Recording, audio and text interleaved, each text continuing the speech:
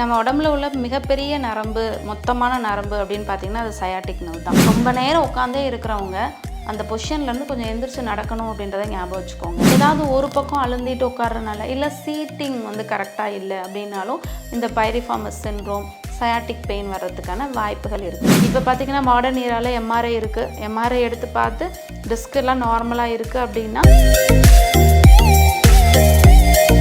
அனைவருக்கும் வணக்கம்.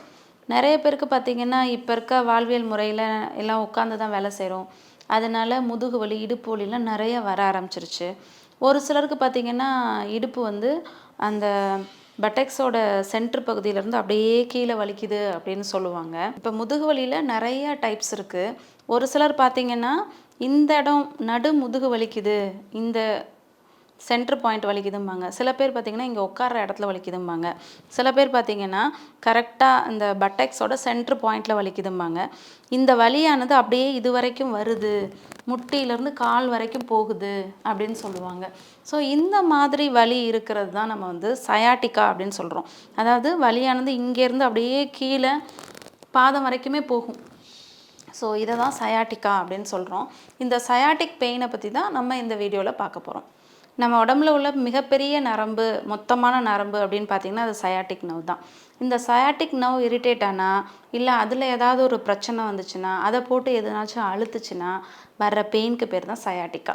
இந்த சயாட்டிக்கா வந்து நிறைய கண்டிஷனில் வரலாம். ஆனால் ரொம்ப காமனாக நம்ம பார்க்குறது வந்து lumbar disk herniation, L5, S1, L4, L5 இந்த மாதிரி டிஸ்க் இருக்குது பார்த்தீங்களா? அந்த டிஸ்க் நகர்ந்து வந்து அழுத்தும் போது L5 ரூட்டை அழுத்தும் போது கரெக்டாக இந்த டிப்பிக்கல் சயாட்டிக் பெயின் வரும். ஆனால் மோஸ்ட் காமன் டிஸ்க் ஹெர்னியேஷன் எதுன்னு பார்த்தீங்கன்னா S1 ரூட் அழுந்துறது தான். ஸோ இந்த L5 ரூட் அழுந்தும் போது கரெக்டாக இந்த சயாட்டிக்காவோட டிஸ்ட்ரிபியூஷனில் கரெக்டாக வரும். அதே மாதிரி இந்த சயாட்டிக் நர்வ் வந்து L4, L5, S1, S2 இதெல்லாம் சேர்ந்து தான் லம்போ சாக்ரல் பிளெக்ஸஸ் வருது நமக்கு. அதில் லார்ஜஸ்ட் நர்வ் வந்து இந்த சயாட்டிக் நர்வ். இந்த சயாட்டிக் நர்வ் வந்து பைரிஃபார்மஸ் அப்படின்ற மசிலுக்கும் சயாட்டிக் க்ரூவ் வழியாக போகும், கீழே போகும். அப்போ நம்ம ரொம்ப நேரம் இப்போ உட்காந்தே இருக்கோம்னு வச்சுங்களேன், கரெக்டாக அந்த மசில் மேலே தான் நம்ம உட்காந்துருப்போம். அந்த க்ரூவில் போய் அந்த நர்வ் வந்து அழுந்துறதுக்கான வாய்ப்பு இருக்குது. ஸோ இந்த மாதிரி அந்த சயாட்டிக் க்ரூவில் அந்த நர்வ் அழுந்துச்சுனாலும் டிப்பிக்கல் சயாட்டிக் பெயின் வரும். அப்போ தான் பேஷண்ட்ஸ் வந்து ஒரு சில பேஷண்ட்ஸ் வந்து நடு முதுகுலேருந்து வருது அப்படிம்பாங்க. அது வந்து மோஸ்ட் காமன்லி டிஸ்க் ஹெர்னேஷனில் வரும். ஒரு சிலர் வந்து நான் இப்போ காமிச்சேன் பார்த்தீங்களா, அந்த பட்டெக்ஸில் நடுப்பகுதியிலேருந்து அப்படியே காலுக்கு வருதும்பாங்க. இது வந்து பைரிஃபார்மஸ் சிண்ட்ரோமில் வரலாம். இது ரெண்டில் எது ரொம்ப காமன் அப்படின்னு பார்த்தீங்கன்னா டிஸ்க் ஹெர்னேஷனில் வர்றது தான். இதை டிஃப்ரென்ஷியேட் பண்ணுறதுக்கு ஒரு சில டெஸ்ட் பண்ணி பார்த்தாலே தெரிஞ்சிடும். இப்போ பார்த்தீங்கன்னா மாடர்ன் ஏரால எம்ஆர்ஐ இருக்குது. எம்ஆர்ஐ எடுத்து பார்த்து டிஸ்கெல்லாம் நார்மலாக இருக்குது அப்படின்னா அதை எக்ஸ்க்ளூட் பண்ணுறோம். ஸோ இந்த மாதிரி சில டெஸ்ட்டு, இன்வெஸ்டிகேஷன்ஸ் இதெல்லாம் பண்ணி இந்த சயாட்டிக்கா எதனால் வந்துச்சு அப்படின்றத கண்டுபிடிக்கிறோம். சரி, இப்போ இது ஏன் வருது அப்படின்னு பார்த்தீங்கன்னா, இப்போ எல்லாருமே ரொம்ப நேரம் உட்காந்து தான் வேலை செய்கிறோம். இது ரொம்ப முக்கியமான காரணம். அடுத்து ஒபிசிட்டி, டயபெட்டிஸ், அப்புறம் ஸ்மோக் பண்ணுறது, அதுக்கப்புறம் டிஸ்க் ஹெர்னியேஷன், அதுக்கப்புறம் இந்த பைரிஃபார்மஸ் அழுந்துறது, அப்நார்மல் பொசிஷனிங். எல்லோரும் உட்காந்து வேலை செய்யும்போது சில பேர் பார்த்திங்கன்னா பின்னாடி பேக்கெட்டில் ஒரு பர்ஸ் வச்சுருப்பாங்க.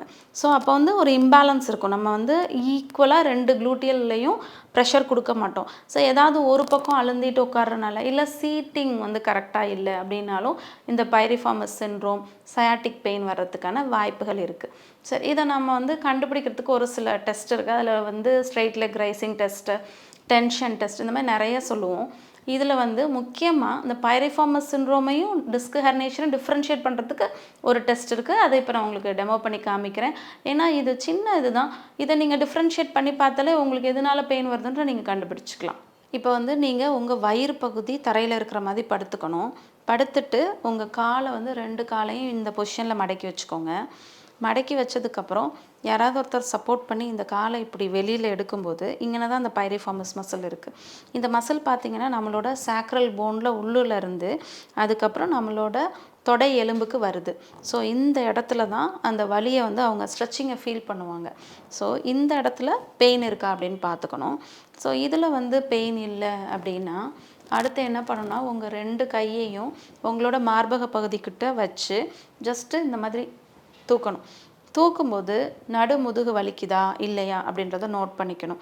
இது 2யும் நீங்கள் நோட் பண்ணி பார்த்துக்கிட்டாலே பெயின் எங்கேருந்து வருது அப்படின்றத உங்கள் டாக்டரோட டிஸ்கஸ் பண்ணாலே அதை கண்டுபிடிச்சிடலாம். இதெல்லாம் சிம்பிள் டெஸ்ட்டு தான். இதெல்லாம் நம்ம பண்ணாலே உங்களுக்கு அந்த சயாட்டிக் பெயின் எதுலேருந்து வருது அப்படின்றத நம்ம கண்டுபிடிச்சிடலாம். சரி, இப்போ வந்து எதனால் இந்த பெயின் வருதுன்றதை நம்ம கண்டுபிடிச்சிட்டோம். அடுத்து நம்ம என்ன பண்ண போகிறோம்? ஸோ ரொம்ப நேரம் உட்காந்தே இருக்கிறவங்க அந்த பொசிஷன்லேருந்து கொஞ்சம் எந்திரிச்சு நடக்கணும் அப்படின்றத ஞாபகம் வச்சுக்கோங்க. டிஸ்க் ஹெர்னேஷன் இருக்குது அப்படின்னா ரொம்ப தூரம் ட்ரைவ் பண்ணுறது, டூ வீலர், கார் டிரைவிங்கை அவாய்ட் பண்ணிக்கோங்க. அதுக்கப்புறம் ப்ராப்பராக core muscle strengthening, lumbar strengthening exercise வந்து செய்யணும். இது வராமல் இருக்கிறவங்க இந்த எக்ஸசைஸ்லாம் பண்ணால் நம்ம இந்த சயாட்டிக்கா வரவிடாமல் தடுத்துடலாம். ஒரு 6 வாரத்தில் பார்த்திங்கன்னா நம்ம இந்த ட்ரீட்மெண்ட்லாம், மெடிக்கல் ட்ரீட்மெண்ட் நிறைய அனல்ஜெசிக்ஸ் இருக்குது, நியூரோபத்திக் ட்ரக்ஸ் இருக்குது, ஆன்டி இன்ஃப்ளமேட்டரி ஏஜென்ட்ஸ் இருக்குது. இதெல்லாம் கொடுத்து ஒரு 6 வாரத்தில் சரியாயிடுச்சு அப்படின்னா பிரச்சனை இல்லை. 6 வாரத்துக்கு மேலே இந்த ப்ராப்ளம் கண்டினியூ ஆகுது அப்படின்னா எம்ஆர்ஐ எடுத்து பார்த்து எதனால் வந்துச்சுன்னு அதை கண்டுபிடிச்சி அதை ரெக்டிஃபை பண்ணோம்னாலே சரியாயிடும். இது ரொம்ப பயப்படக்கூடிய விஷயம் கிடையாது. நம்மளோட லைஃப் ஸ்டைல் மாடிஃபிகேஷன் தான் ரொம்ப ரொம்ப முக்கியம் அப்படின்றத மனசில் வச்சுக்கணும். வேறு ஏதாவது டவுட்ஸ்னால் கமெண்ட்ஸில் கேளுங்க. நன்றி, வணக்கம்.